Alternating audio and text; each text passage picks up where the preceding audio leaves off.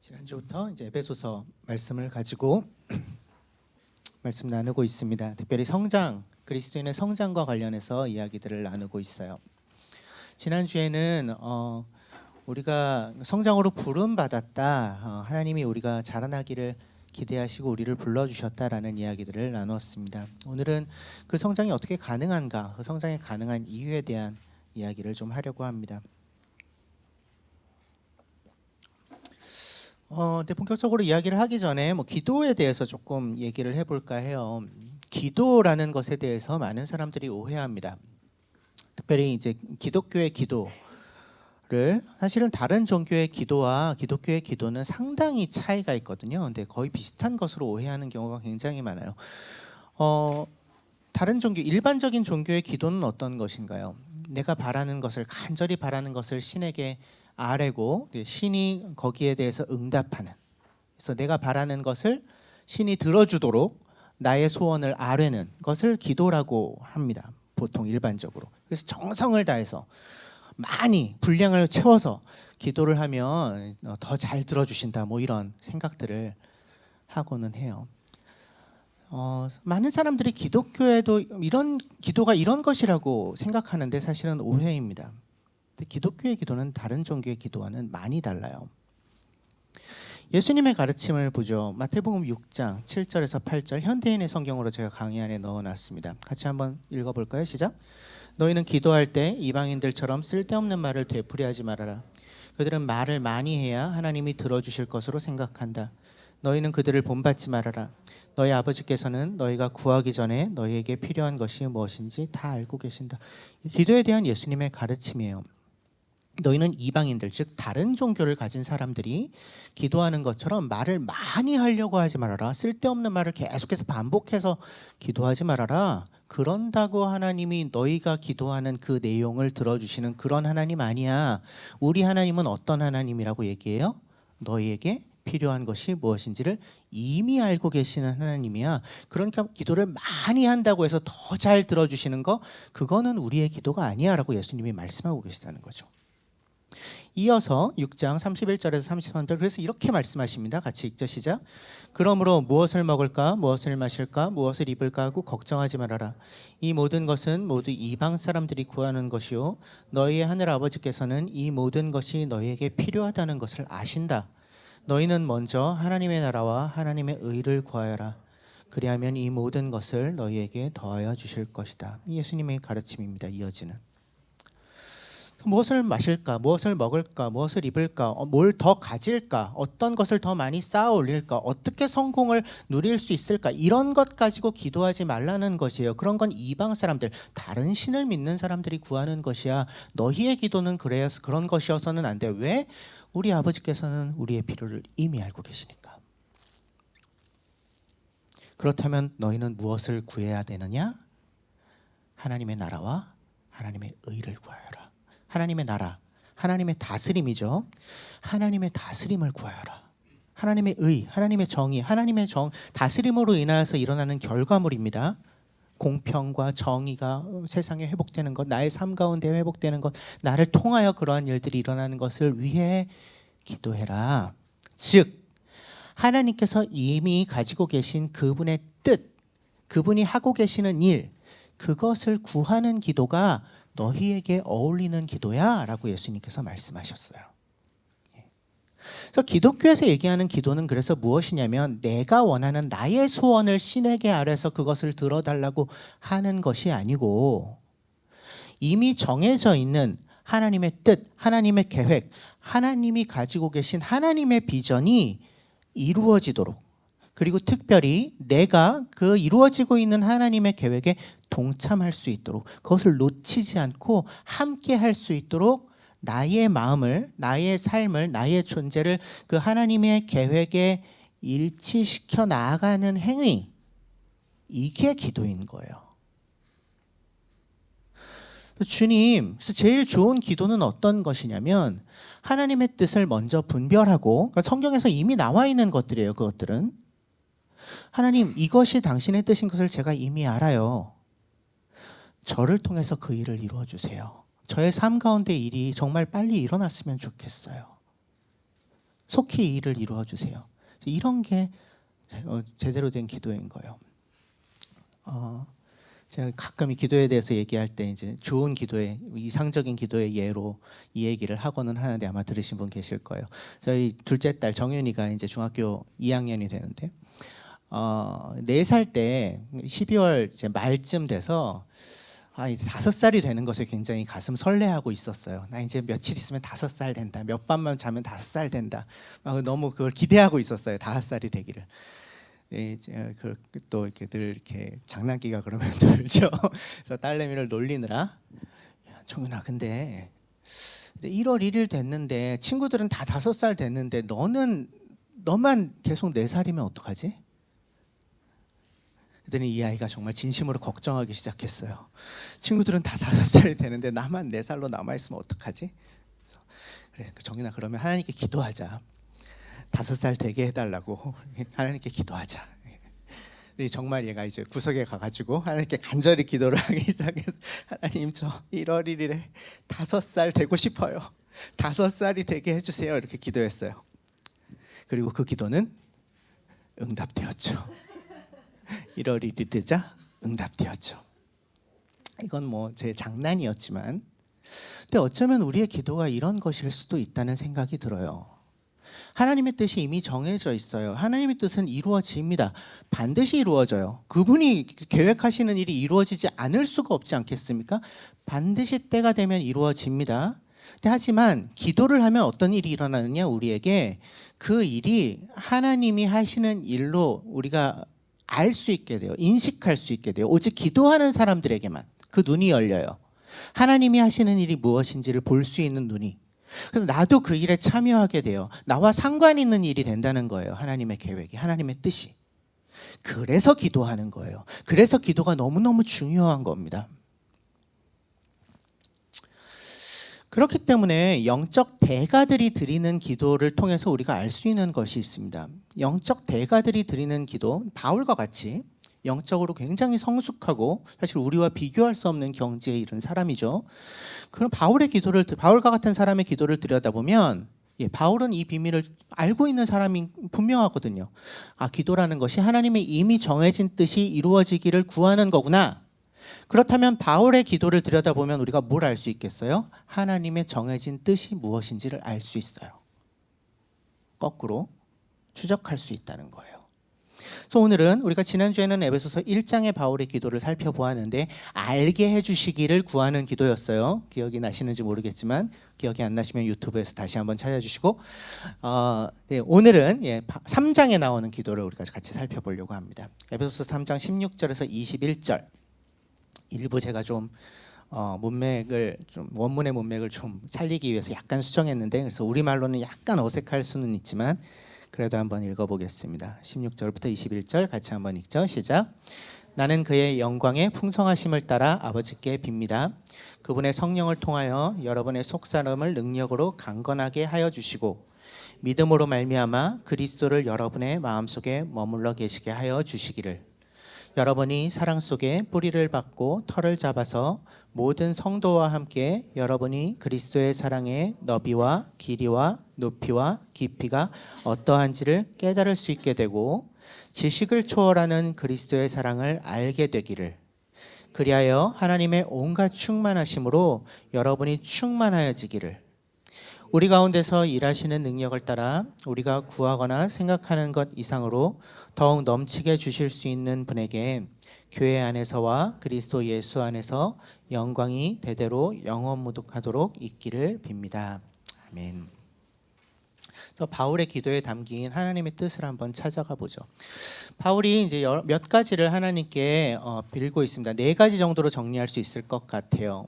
강의 안에 여러분들 아마 보실 수 있을 텐데 첫 번째, 바울이 기도하는 첫 번째 내용은 속사람이 능력으로 강건해지기를, 에베소 성도들의 속사람이 능력으로 강건해지기를 바란다. 그것을 아버지께 빈다. 이렇게 이야기를 하고 있습니다. 속사람은 뭘까요? 내면이에요. 우리의 내면, 겉으로 드러나 보이지 않는 우리의 내적인 실체, 사실은 진짜나요. 진짜나. 지난주에 우리가 아이유를 알아요? 이런 얘기 했었잖아요. 아이유를 아나요? 근데 아이유를 우리가 정말 안다고 얘기하려면은 뭘 알아야 돼요? 그의 내적 실체를 알아야 돼요. 그가 진짜 어떤 사람인지. 그런 거, 속사람. 속이 단단한 사람이야. 저 사람 진짜 알면 알수록 진국이야. 뭐 이렇게 표현하는 정말 내적인 성품.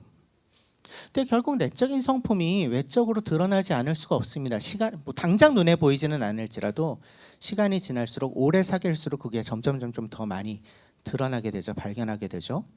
그래서 모든 종교, 특별히 고등 종교는 기독교나 불교나 이런 고등 종교는 이 속사람을 다루는 어떤 것이에요. 속사람을 다뤄요. 겉사람을 다루지 않아요.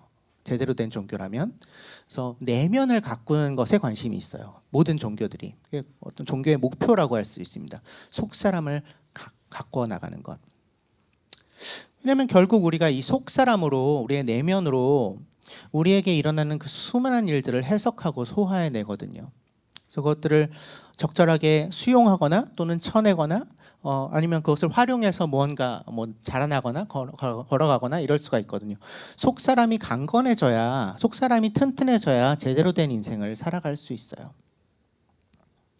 그 속사람이 능력으로 강건해지기를 바란다. 그것을 구한다. 그것을 빕니다. 이렇게 바울이 이야기하고 있습니다. 능력으로. 이 능력은 어떤 능력일까요? 바울의 능력일까요? 에베소 교인들의 능력일까요? 아니요. 하나님의 능력이겠죠.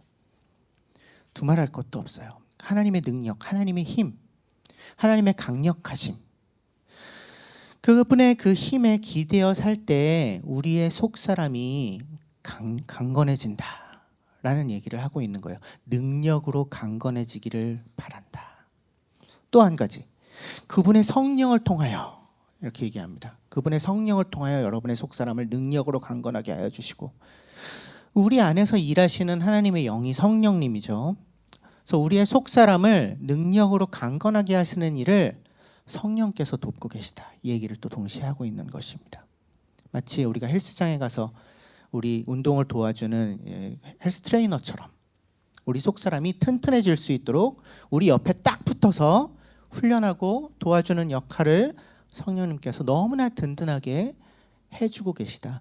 그 성령님으로 인하여 능력으로 속사람이 강해지기를 바란다. 그것을 빕니다. 자, 아까 기도에 대해서 얘기했어요. 영적 대가가 드리는 무언가를 바랍니다라는 기도 안엔 어떤 게 들어있다고요? 이미 정해져 있는 하나님의 뜻. 그렇다면 이미 정해져 있는, 바울의 이 기도에서 발견할 수 있는 이미 정해져 있는 하나님의 뜻은 뭐예요? 하나님은 우리의 속사람이 성령으로 말미암아 능력으로 강건해지기를 바라십니다. 그것이 우리를 향하여 정해 놓으신 하나님의 뜻이고, 바울은 바로 그 정해진 하나님의 뜻이 에베소 성도들에게 이루어지기를 지금 기도하고 있는 거예요. 속사람이 강건해지기를.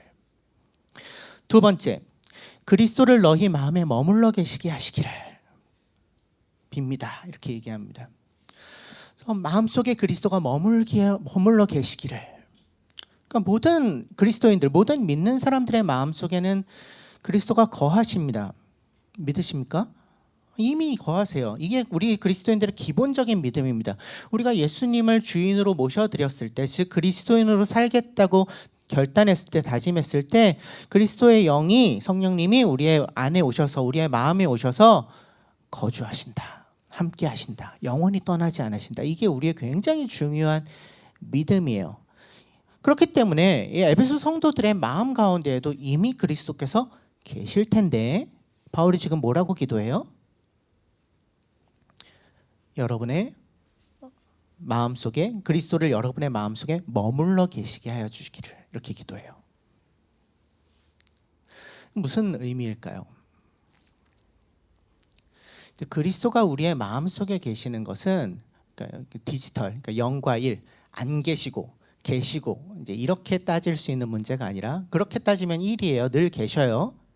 하지만 얼만큼 계시냐, 어떤 모습으로 계시냐, 어떤 역할로서 우리의 마음에 계시냐, 여기에 대해서는 차이가 있을 수밖에 없어요.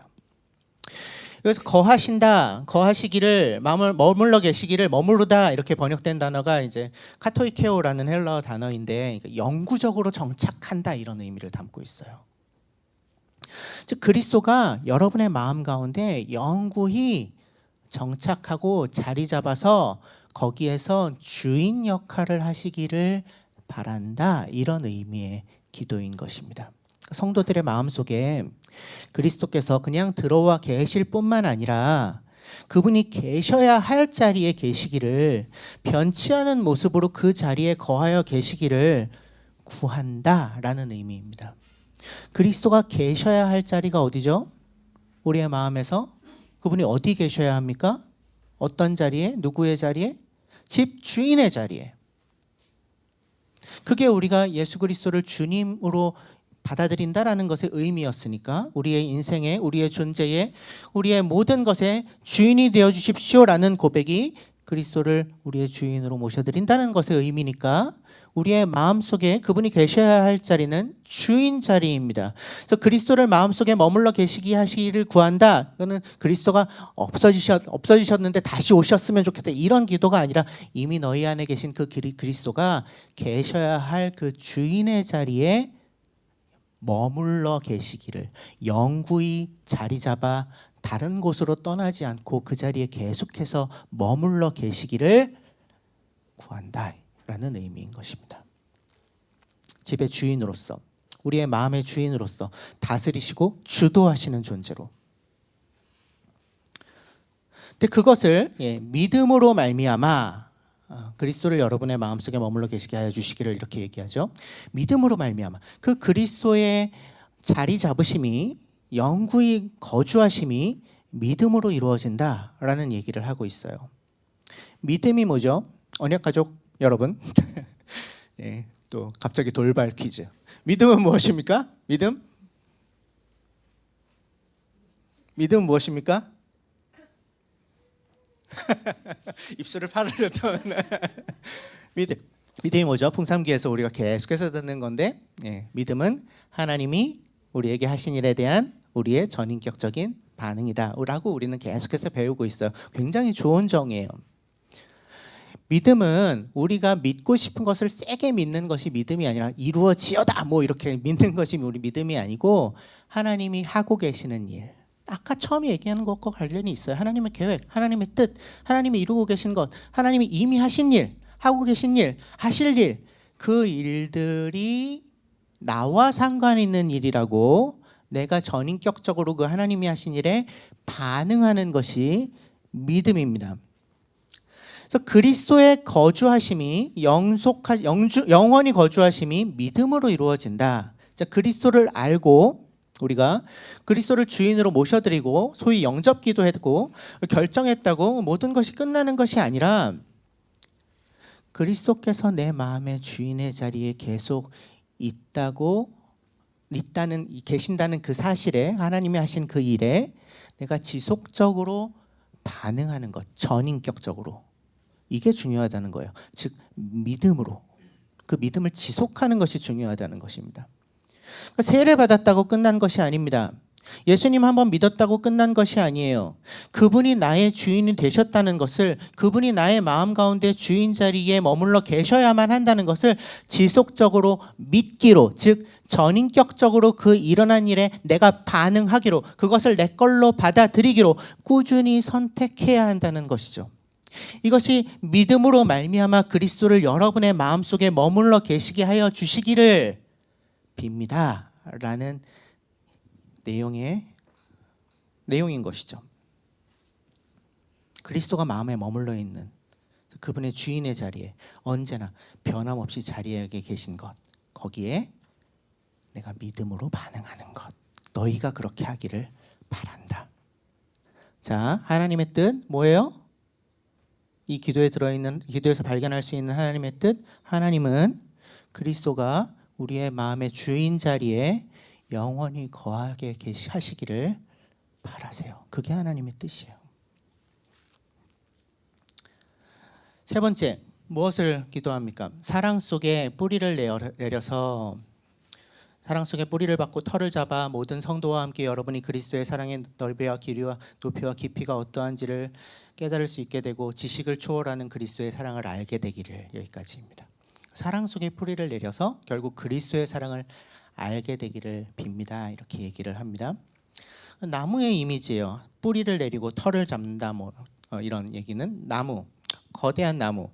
그래서 나무 한 그루가 뿌리를 내려서 거기에 털을 잡습니다. 함부로 그 나무를 건드릴 수 없도록, 움직일 수 없도록. 어디에?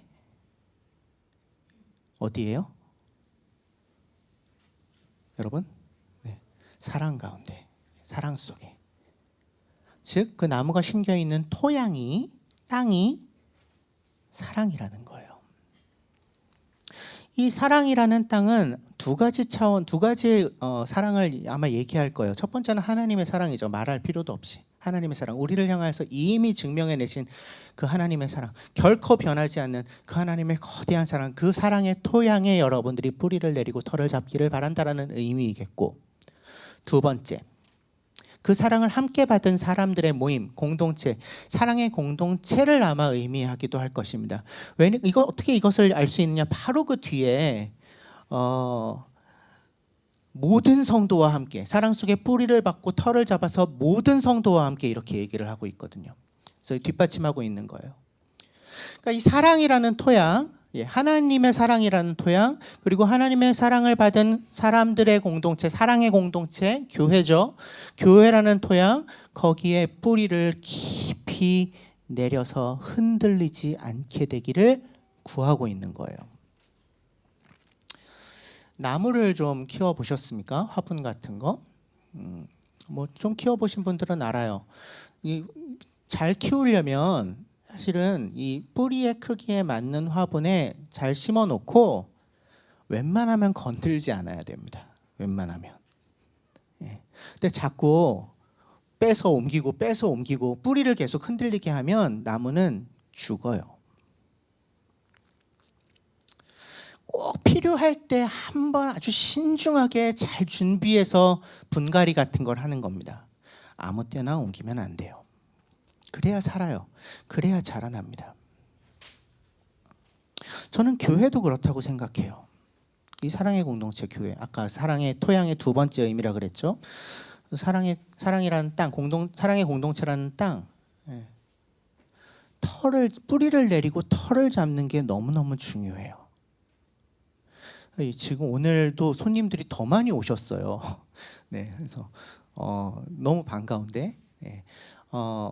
토양을 잘 살피시기를 바래요. 저는 뿌리를 내리고 털을 잡을 만한 토양인지를 잘 살피시기를 바래요. 그래서 만약에 그렇다라고 판단이 되신다면, 하나님의 인도하심을 받으셨다면 뿌리를 내리고 털을 잡으십시오. 흔들리지 않도록. 사랑 가운데 뿌리를 받고 털을 잡아서 그 일로 인해서 일어나는 일이 바로 그 뒤로 이어지는 겁니다. 그러면 어떤 일이 일어나느냐? 모든 성도와 함께 그리스도의 사랑의 너비와 길이와 높이와 깊이가 어떠한지를 깨달을 수 있게 된다라고 얘기를 하고 있습니다. 네 가지 얘기하고 있어요. 너비와 길이와 높이와 깊이. 그리스도의 사랑의 네 가지 차원을 이야기합니다. 이건 뭐 그냥 단순한 수사법이라고 볼 수도 있겠지만 존 스토트 목사님 같은 경우는 이걸 이렇게 얘기하더라고요. 그리스도의 사랑이 모든 인류를 충분히 포괄할 수 있을 만큼 넓고, 너비. 충분히 영원토록 지속될 만큼 길고, 길이. 그리고 가장 타락한 죄인에게도 충분히 이를 만큼 깊고, 깊이. 또 그를 하늘에 닿도록 충분히 높일 만큼 높다. 과연 그러하다, 그리스도의 사랑은. 그래서 온 사방을 채우고 있는, 온 세상을 채우고 있는 그 거대한 그리스도의 사랑, 나를 완전히 둘러싸고 있는, 상하 좌우로 완전히 둘러싸고 있는 그 그리스도의 사랑이 얼마나 큰지를 깨닫게 되기를 빕니다. 또 지식을 초월하는 그리스도의 사랑을 알게 되기를 빕니다. 이렇게 얘기합니다. 이 그리스도의 사랑은, 이 거대한 그리스도의 사랑은 근본적으로 지식을 초월하는 거래요. 우리가 다 알 수가 없다는 거예요. 우리가 다 이해할 수 없고 우리의 존재 가운데 담아낼 수 없지만, 그럼에도 불구하고 바울은 그 사랑을 알게 되기를 바란다라고 기도하고 있어요. 이거 되게 역설적이죠. 지식을 초월하는데 알게 되기를 바란대요. 어떤 거겠어요? 다 알 수 없어요. 그리스도의 사랑이 어떤 것인지 우리가 다 알 수 없지만, 근데 그냥 그 끄트머리라도, 그냥 조금이라도, 정말 눈곱만큼이라도 알 수 있기를 간절히 바란다. 그럴 수 있으면 좋겠다. 이런 얘기겠죠. 이게 세 번째입니다. 사랑 속에 뿌리를 내려서 그 결과 그리스도의 사랑이 얼마나 거대한 것인지를 알게 되기를 바란다. 다 알 수는 없지만 그 끄트머리라도 알게 되기를 간절히 바란다. 자, 이 기도에 숨겨져 있는 하나님의 뜻은, 하나님은 우리가 그리스도의 사랑을 알기를 바라세요. 조금씩 더 알아가기를 바라십니다. 네 번째, 마지막으로 하나님의 그리하여 하나님의 온갖 충만하심으로 여러분이 충만하여지기를 이렇게 얘기하고 있습니다. 하나님의 온갖 충만하심, 두 가지 해석이 가능하겠습니다. 둘 다일 수도 있는데, 하나님이 주시는 것들, 즉 하나님의 은혜의 충만하심이라고 할 수도 있겠고, 또 하나님 자신의 충만하심이라고 얘기할 수도 있겠습니다. 하나님 자신의 그 완전하심, 충만하심. 하나님이 주시는 것들로 너희들이 가득하기를 구한다. 또는 하나님으로 너희가 가득하기를 구한다. 이런 의미, 둘 다를 아마 담고 있을 거라고 생각이 돼요. 하나님으로 너희가 가득 찼으면 좋겠어. 하나님이 주시는 것으로 너희가 정말 꽉꽉 채워졌으면 좋겠어. 그 일이 일어나기를 바래, 너희에게. 왜? 그것이 하나님의 정하신 뜻이니까, 하나님의 계획이니까. 근데 언제 우리가 정말 충만해질까요? 언제 우리가 정말 하나님으로 꽉꽉 채워질까요? 그날이 오면 그렇게 될 거예요. 그리스도께서 다시 오시는 날, 완성된 하나님 나라가 임하는 날, 그날이 오면 우리가 하나님의 온갖 충만하심으로 충만해지는 경지에 이르를 것이라고 믿는데, 바울은 그 일이 미래에만 일어나는 것이 아니라 지금 우리가 살고 있는 여기에서도 일어나기를, 너희의 그 삶의 현장 가운데서, 너희의 그 마음 속에서, 너희의 존재 속에서 하나님의 온갖 충만하심으로 충만케 되는 일들이, 그 충만함을 향하여 점진적으로 자라가는 일들이 일어나기를 빈다라고 얘기를 하고 있는 거죠. 이것이 하나님의 정해놓으신 뜻이니까요. 네 가지 얘기했습니다. 바울의 기도에서 발견할 수 있는 하나님의 정해진 뜻은 무엇입니까? 첫 번째, 우리의 속사람이 강건해지는 것입니다. 그래서 어떤 일이 일어나도 흔들리지 않을 만큼 단단한 내면을 갖추게 자라가는 것이에요. 두 번째, 그리스도께서 우리 안에 머물러 계시는 것입니다. 계셔야 될 그 자리에 지속적으로, 영원히. 세 번째, 우리가 사랑에 깊이 뿌리내리고 그리스도의 사랑을 더 알아가게 되는 것입니다. 점진적으로 더 알아가는 것이죠. 네 번째, 하나님이 주시는 온갖 은혜로, 더 나아가 하나님 자신으로 우리가 가득해져 가는 것, 이렇게 표현해도 되겠죠. 가득해져 가는 것, 그 완전한 충만에까지 이르는 것, 자라나는 것. 결국 뭐예요? 결국 성장이에요. 또 계속해서 그렇게 자라가기를 바래. 왜? 그것이 하나님이 우리를 위해 정해놓으신 그분의 뜻이니까. 이것이 이 3장의 바울의 기도에서 우리가 발견하게 되는 하나님의 뜻인 거죠. 그래서 우리가 지속적으로 성장해 나갈 수 있는 이유가 여기에 있습니다. 나의 어떠함에 그 이유가 있지 않아요. 내가 얼마나 많은 공부를 했느냐, 거기에 이유가 있지 않습니다. 내가 얼마나 열심을 냈느냐, 거기에 이유가 있지 않습니다. 내가 얼마나 어떤 자격을 가지고 있느냐, 내가 얼마나 착하게 사느냐, 거기에 우리가 자라날 수 있는 이유가 있지 않습니다. 우리가 자랄 수 있는 이유는, 사실 가장 중요한 이유는 딱 한 가지에 있습니다. 뭐죠? 하나님이 그렇게 정해놓으셨다는 것입니다. 하나님의 정해진 뜻입니다. 그것이 우리가 자랄 수 있는 이유예요. 근데 그 하나님은 어떤 분이십니까? 16절에서 나는 그의 영광의 풍성하심을 따라 아버지께 빕니다. 바울이 이렇게 얘기해요. 하나님은 어떤 분이시냐? 그 영광의 풍성함을 드러내 보이시는 분이십니다. 영광, 뭐 빛나고 아름다운 영예 이런 거죠. 하나님의 임재로 인해서 드러나는 그분의 어떤 위엄, 아름다우심, 찬란하심, 위대하심 이런 것들입니다. 그것이 그분의 영광인데 그 영광의 풍성하심을 우리에게 드러내 보이시는 분이 하나님이시고 20절 그분이 어떤 분이시라고 얘기해요? 같이 읽어보죠. 20절 같이 읽겠습니다. 시작. 우리 가운데서 일하시는 능력을 따라 우리가 구하거나 생각하는 것 이상으로 더욱 넘치게 주실 수 있는 분에게. 하나님 어떤 분이시라고요? 우리가 구하거나 생각하는 것 이상으로 더욱 우리에게 넘치게 주실 수 있는 분이라는 거예요. 하나님 우리의 100만 원을 주세요. 그러면 200만 원을 주시는 분이다. 이 얘기하는 거 아니에요. 우리가 지금 얘기했던 우리의 내적인 성장, 우리가 그리스도를 더 알아가는 것, 그분의 사랑을 더 이해하게 되는 것, 그분을 더 닮아가는 것, 그것을 우리가 구하는 것 이상으로 더 넘치게 우리에게 주실 수 있는 분이 하나님이시라고 바울은 이야기하고 있는 거예요. 그 하나님이 우리에게 계획을 가지고 계시다. 그 뜻을 드러내 보이셨다. 그것은 무엇입니까? 우리로 하여금 자라나게 하시는 것이다.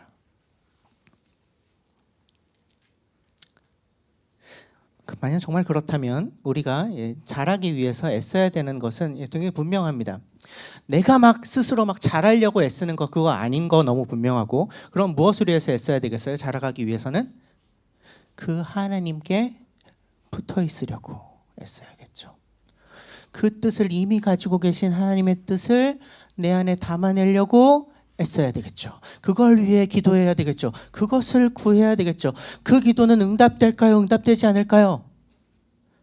반드시 응답됩니다. 5살이 되게 해달라는 정윤이의 기도가 응답받을 수밖에 없었던 것과 거의 비슷하게 정해져 있는 거예요. 그건. 근데 기도로서 그것을 구하여 내 걸로 삼느냐 마느냐의 문제일 뿐이에요. 그래서 우리가 이 바울의 기도를 좀 같이 드릴 수 있었으면 좋겠어요. 이번 한 주 동안 한번 이 3장 16절부터 21절까지 바울의 기도문을 좀 묵상하시면서 이 기도를 나의 기도로 좀 드릴 수 있었으면 좋겠다라는 생각이 듭니다.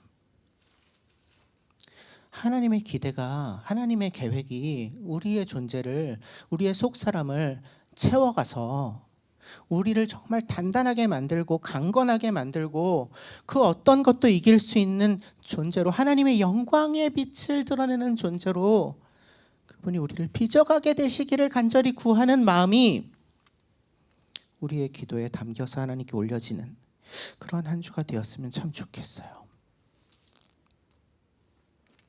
하나님이 그 일을 이루실 것입니다. 그 일에 기도로 동참하는 저와 여러분이 되기를. 그래서 2024년 우리의 한 해가 그 하나님의 계획과 뜻, 우리가 성장할 수 있는 유일한 이유 되시는 그 하나님의 계획과 뜻에 우리가 온전히 매여 있는 그런 한 해가 되기를. 이 바울이 드리는 이런 기도가 우리의 기도가 되는 그러한 한 해가 되기를 간절히 소망합니다. 1분 동안 침묵하겠습니다.